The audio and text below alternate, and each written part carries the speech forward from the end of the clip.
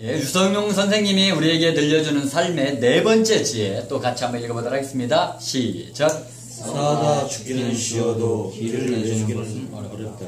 네, 유성용 선생님이 네 번째 우리에게 들려주는 삶의 지혜는 싸우다 죽기는 쉬워도 길을 내주는 것은 어렵다라고 말씀하고 계십니다. 근데 이 말은 좀 이해가 좀 잘 안 돼요. 싸우다 죽기가 쉽고 길을 내주는 것이 어렵다라고 표현을 하고 있어요. 근데 상식적으로 이건 맞지 않잖아요. 그쵸? 싸우다가 막 죽는 게 어렵고 길을 내주는 건 아주 쉬울 것 같거든요. 근데 이거는 무엇을 말하느냐? 자, 우리가 싸우다 죽는다는 것은 사실 그게 쉬운 거예요. 내가 한 번에 확 죽어버리는 거니까요. 그런데 길을 내줬어요. 임진왜란한테 길을 내준 거잖아요. 18일 만에 부산에서 서울까지 진격을 했어요, 일본군이. 그럼 길을 내준 거나 다름이 없어요. 길을 내줬더니 어떻게 됐어요? 무려 7년 동안이나 일본에게 고통을 받았어요. 사실 그 고통이 그냥 조금 받았을까요? 아니에요. 전쟁이란 말이에요. 전쟁. 전쟁 때는 막 다 죽이는 게, 제가 우리 군생활 할 때, 저도 군생활 해보면 전장 정리라는 게 있어요. 그건 뭐냐면 우리가 이제 훈련 같은 데를 나가가지고 야영 같은 걸 하잖아요. 그러면 전장 정리를 해요. 그건 뭐냐면 우리가 여기에서 야영했다는 거, 군인들이 여기서 여기가 군부대 주둔지였다는 것을 모르게 다시 다 원위치를 시켜놓고 떠나는 거예요.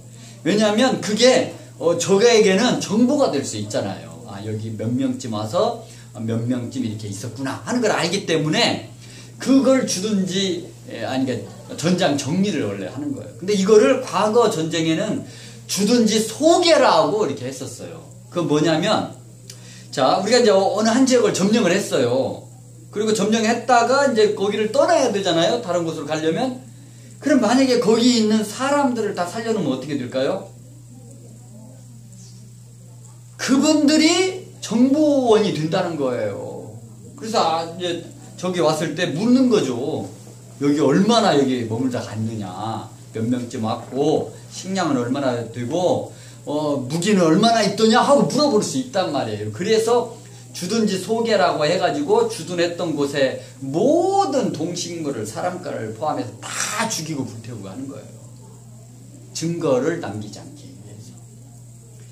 그렇게 몇 년을, 7년을 일본군에게 당했다고 봐야 돼요. 얼마나 고통스러웠을까요? 우리는 일제에게 36년을 나라를 뺏겨서 살았어요. 근데 그때는 전쟁 상황이 아니었어요. 전쟁 상황은 아니잖아요. 그냥 항복을 해버린 거예요. 왕과 그 대신들이 그냥 항복을 해버린 거예요. 일본한테 그냥 나라를 사실 바친 거예요. 그래서 전쟁 상황은 아니었어요. 그래도 36년간 얼마나 많은 고통을 받았어요. 말을 뺏기고 언어를 뺏기고, 그래서 일본말을 썼단 말이에요. 또 이름도 바꿨어요. 일본 이름, 내 이름을 버리고 일본 이름. 원래 우리는 상투를 틀었었잖아요. 그것도 다 단발령이 내려서 다 머리도 잘라버렸어요. 그 전까지만 하더라도 우리는 선비의 나라로, 정말 부모님이 물려주신 그 육신은 조금 더 상해서는 안 된다라는 그런 정신을 갖고 있었는데, 이 상투가 잘릴 때는 거의 뭐 생명을 잃는 것처럼 생각을 했단 말이에요. 그런 고통을 일제 그 36년 일제 강점기 때 당했단 말이에요. 그때도 정말 힘들고 어렵게 살았는데, 전쟁 상황에서는 어떻겠어요? 사실 멀지 않은 6.25 전쟁 때만 하더라도 얼마나 많은 정말 사람들이 죽었는지 몰라요.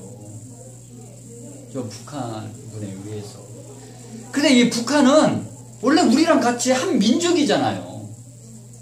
한 민족 간의 전쟁이 벌어졌어도 수없이 많은 사람들이 죽임을 당했단 말이에요. 그런데 일본은 어떻겠어요? 우리 민족이 아닌데. 그러니까 엄청나게 엄청나게 고난을 받았다고, 고통을 받았다고 생각하면 되는 거예요. 그래서 유성 선생님이 이렇게 말씀하신 거예요. 싸우다 죽기는 쉽다. 차라리 싸우다 한 번에 한 번 죽는 거니까. 그러나 길을 내주는 것은 어렵다라고 표현한 것은 길을 내줬더니 7년간이나 일본 분들에게 이렇게 고통받은 그것을 말씀하시는 거예요. 그런데 우리의 삶도 마찬가지예요. 내가 노력하지 않잖아요. 미래를 보지 않고 근시안적으로 그냥 눈앞에 삶만을 생각하면서 그냥 현재 미래 내다보지 못하고 그냥 현재 내가 그냥 현실에 안주하면서 살면 지금은 쉬운데 때가 되었을 때 그때는 고통이 올 수도 있다는 거예요. 저는 늘 강조하잖아요. 현직에 있을 때보다 은퇴 후의 삶이 중요하다고. 우리는 어떻게 보면 은퇴 후의 삶을 준비하면서 살아야 하는 거예요. 인생의 결정적인 승패는 저는 은퇴 후에 결정이 난다고 생각해요. 은퇴 후에 얼마나 정말 사람다운 그 품위를 유지하며 살 수 있느냐. 안 그러면 하루하루를 죽는 날만을 기다리면서 내가 살아가느냐. 이거 굉장히 중요한 겁니다. 이거는 내가 현직에 있을 때 어떻게 살아가느냐에 따라서 미래가 나오는 거예요.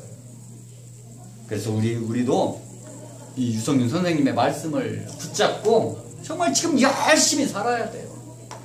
우리가 열심히 10년, 20년 후를 내다보면서 내가 준비했을 때, 그래서 세상이 나를 필요로 하는 그런 사람이 내가 된다면, 그러면 나는 70, 80대에도 저는 왕성하게 활동할 거라고 생각을 해요. 그리고 그때에도 세상에 가치를, 의미를 남기는 그런 삶을 살 수 있다고 생각합니다. 그래서 우리 모두 정말 그렇게 다 사셨으면 좋겠습니다. 이상입니다.